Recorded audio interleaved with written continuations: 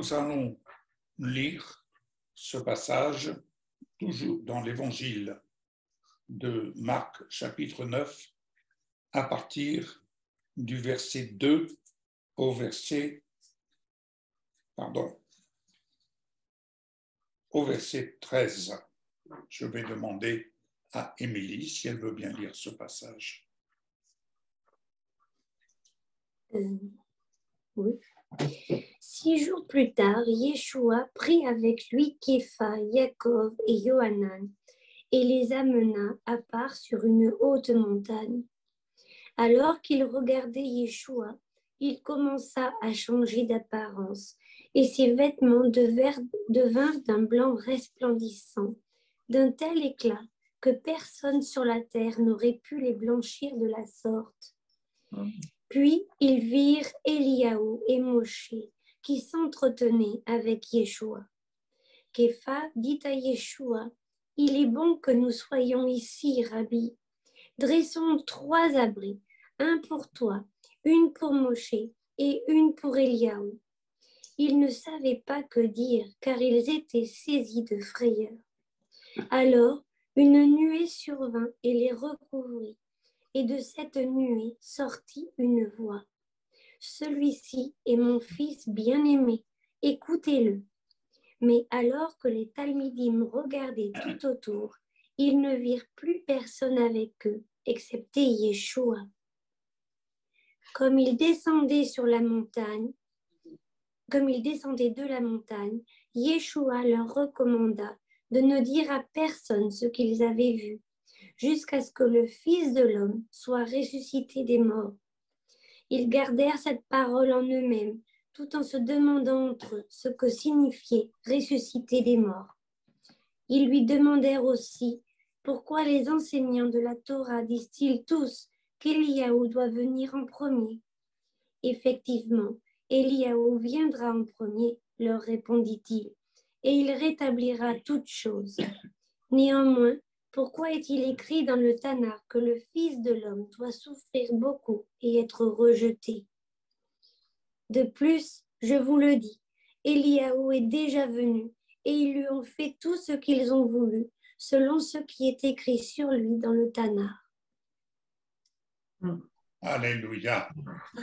Cette transfiguration, bien-aimée, c'est vraiment la projection de ce que nous sommes appelés à vivre, ressuscités avec Jésus, assis avec Jésus dans sa gloire. Bien-aimés, quand nous sommes invités à avoir notre regard fixé sur Jésus, oh, combien il nous importe, combien il nous importe. Comme il le dit, il le dit lui-même, celui qui me cherche me trouve.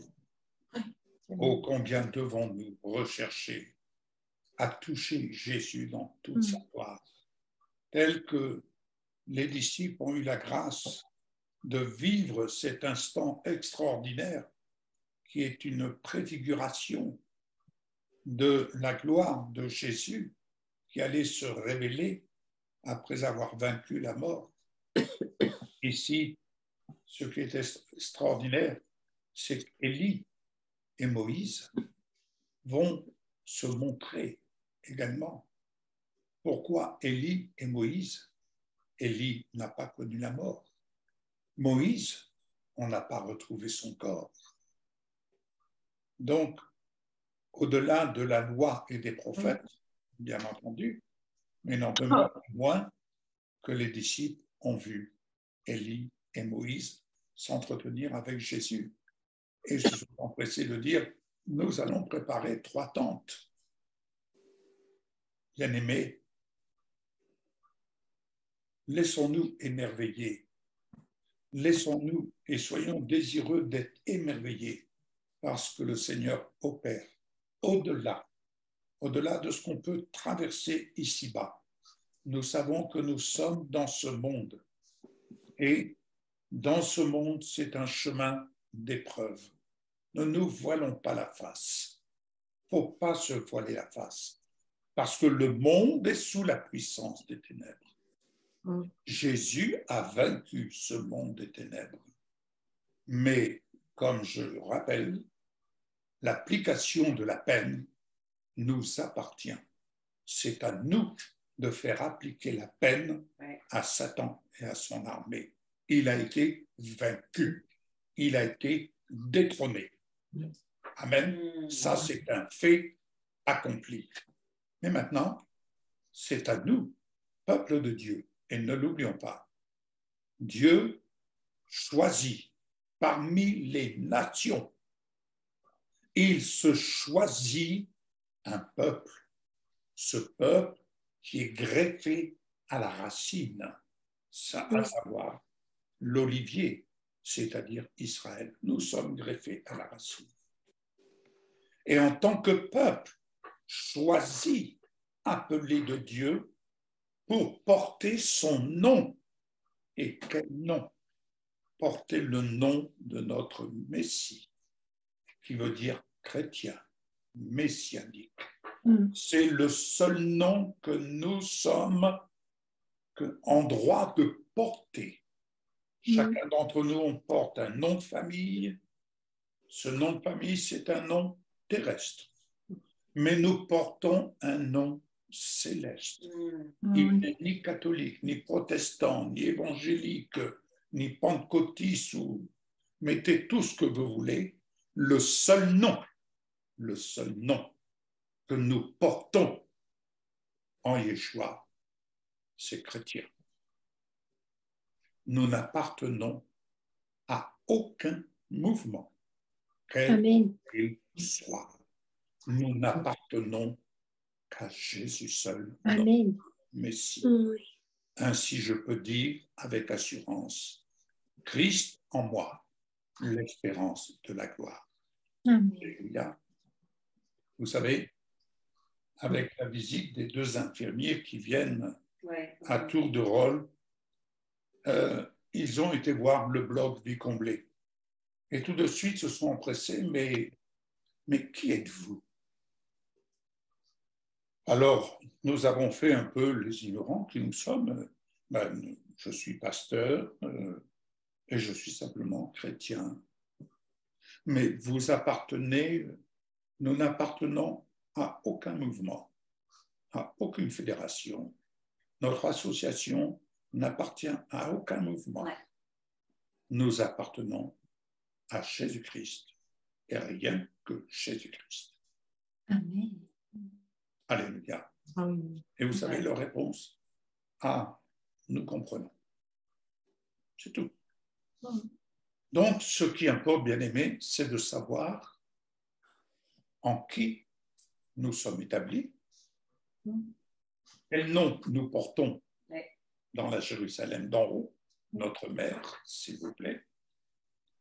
Et partant de là, quoi que nous ayons à traverser, quoi que vous ayez à traverser, bien-aimés, dans toute épreuve, Dieu donne le moyen d'en sortir vainqueur. Alléluia. Ce que nous pouvons subir corporellement, la vérité triomphe. Oui, dans les meurtrissures de Jésus-Christ, je suis guéri. C'est un fait. C'est un fait. Donc, lorsque l'adversaire se charge de vouloir nous tirer vers le bas, il convient de lui dire, attends, j'ai quelque chose à te dire, je vais te parler la vérité à laquelle je suis attaché. Dans les meurtrissures de Jésus, je suis guéri. Quels que soient les maux que je puisse ressentir, quels que soient les maux qui peuvent toucher les bien-aimés qui nous sont chers et pour lesquels nous prions.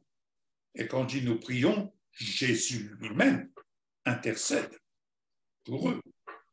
Mais ce qu'il est judicieux de comprendre et de remarquer, c'est la paix qui les environne.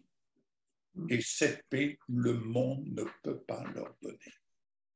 Bien-aimés, nous relevons un défi. Mais le défi que nous relevons, c'est celui de parler la vérité. Dans ce monde qui marche à contre-courant de la volonté de Dieu, d'accord, n'oublions jamais, quelles que soient les épreuves que nous ayons traversées, nous sommes le choix de Dieu. Tu es le choix de Dieu pour porter son nom, pour porter son Amen. Et comme il est dit dans l'épître de Pierre, je vais retrouver, voilà, je l'ai là sous les yeux, la première épître de Pierre, chapitre 4, verset 16. Mais si quelqu'un souffre comme chrétien, qu'il n'en ait point honte, très souvent quand on est malade, il arrive. Oui. On a honte parce qu'on se dit, mon témoignage ne vaut plus rien. Eh bien, c'est faux. C'est faux, bien-aimé. Écoutez bien, il ne faut pas lire entre les lignes. Si quelqu'un souffre comme chrétien, qu'il n'en ait point honte, et que plutôt il glorifie Dieu à cause de ce nom que tu portes. Tu portes le nom de chrétien. Est-il utile de rappeler que les disciples ont terminé en martyrs? Les disciples ont terminé en martyrs. Et nous, il est vrai, nous avons tellement parlé du bien-être, nous avons tellement parlé de belles choses. Amen, alléluia. Mais dès l'instant où on souffre, dès l'instant où on souffre à cause du nom de chrétien, n'est-ce pas? Eh bien, dès l'instant où on souffre, on ne comprend pas tout de suite. Bien aimé, quand j'écoutais le dernier chant que Samuel a diffusé tout à l'heure, vivre ou mourir, je te suivrai partout.